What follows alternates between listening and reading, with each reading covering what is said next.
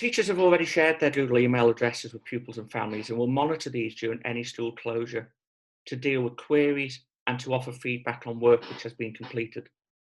So in the live lessons, there will probably be a follow-up activity which is set, which your child can work on, and email in responses to the teachers. From the home learning grids that I've just explained, there'll be activities that your children are directed to do, and they can email the teachers with responses. And because in Plan B, Scenario B, teachers aren't at school working with a class of children necessarily, they'll be able to access those email boxes more regularly than they do during Plan A. We'd also look to begin a cycle of weekly phone calls like we did last time, and that would begin immediately. We'd have to prioritise how we did that, so vulnerable children and vulnerable families can expect a phone call in the first week, then our children on the special needs list, then we'd like to speak to all parents and families, and then if it continued into a fourth week, all pupils. We have no idea, do we, how long any lockdown or closure may or may not last, but that's the cycle that we have planned for. It can change, it's not set in stone. If we get an idea that we're shut for just 2 weeks, and that's made very clear from the outset, we'd be adapting in this particular space.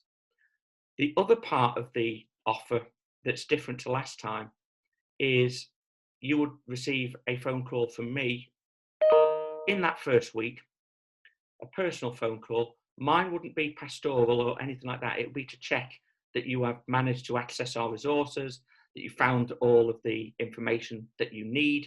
Because again, I hold my hands up and say that the way we laid out our website last time did lead to some people questioning how much work we'd actually set. And we did set a lot, but it wasn't always very easy to navigate. So I'll be putting some personal phone calls in to check that everyone can find exactly what they need and they've got online and they can access all of our resources.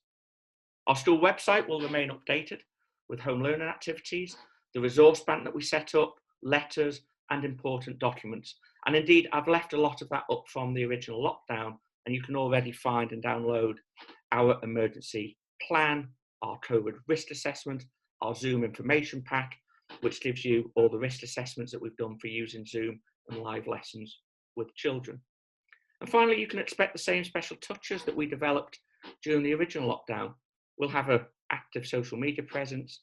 I'll still do my video messages and post those up online.